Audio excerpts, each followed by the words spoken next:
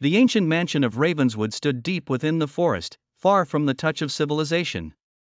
A place whispered about by those few who dared venture near.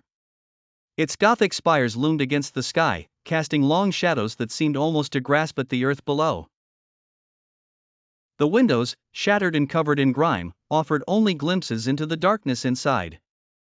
The air was thick with an oppressive silence, broken only by the rustling leaves and the occasional distant cry of an unknown animal. It was here that Evelyn found herself, drawn by a letter from a long-lost relative promising an inheritance.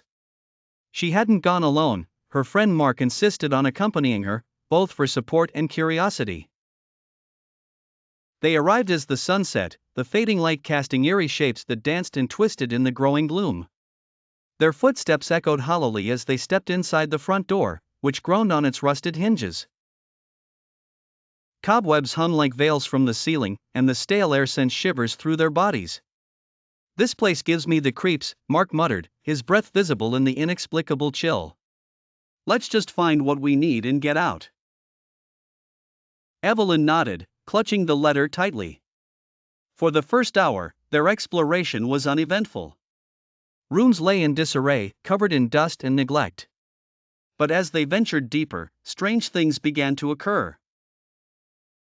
A cold draft seemed to follow them, no matter where they went. The lights flickered as if responding to their presence. In the dimly lit hallway, Evelyn saw a shadow dart just out of sight. Her heart raced, but Mark brushed it off as her nerves. Then, they found the portrait room. Massive paintings of stern-faced ancestors lined the walls, their eyes seemingly following the pair. As they examined the room's contents, Evelyn felt a cold hand on her shoulder.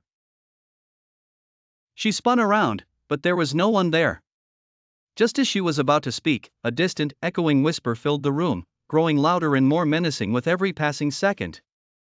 Mark's face turned pale, his bravado stripped away. "We need to leave," he said, almost pleading. They turned to exit, but the door slammed shut with a force that shook the walls. Panic set in as they wrestled with the handle to no avail. The whispering grew into a cacophony, overwhelming their senses. Evelyn's vision blurred, and she stumbled, her mind racing with terror. Suddenly, the whispers stopped. An oppressive silence enveloped them once more. Mark tried to break the window, but it was as if an invisible force held it together. Desperate, they fled into the hallway, only to be met with the sight of a figure standing at the end. It was a dark silhouette, human-like but wrong in ways they couldn't quite describe. Their breath hitched, paralyzed by the malevolent presence. The figure began to move towards them, each step deliberate and heavy. The walls seemed to close in, the air growing thicker with each second. Evelyn clawed at her mind, trying to think of an escape. "This can't be real," she murmured, her sanity fraying. The entity's form flickered as it neared, and they were certain they could hear its breathing, raspy and deep.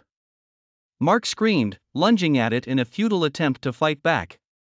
But his hands passed through the figure as though it was nothing but mist. Evelyn's body refused to move, anchored by sheer terror. In the end, she did the only thing she thought might save them: she closed her eyes and prayed for it to end. When she opened them again, the figure was gone, but so was Mark. The oppressive silence had lifted, replaced by a haunting stillness. She walked through the house, calling his name, but only echoes answered her. As she stood alone in the grand foyer, the realization dawned that she was utterly alone, left with the creeping fear that the figure would return.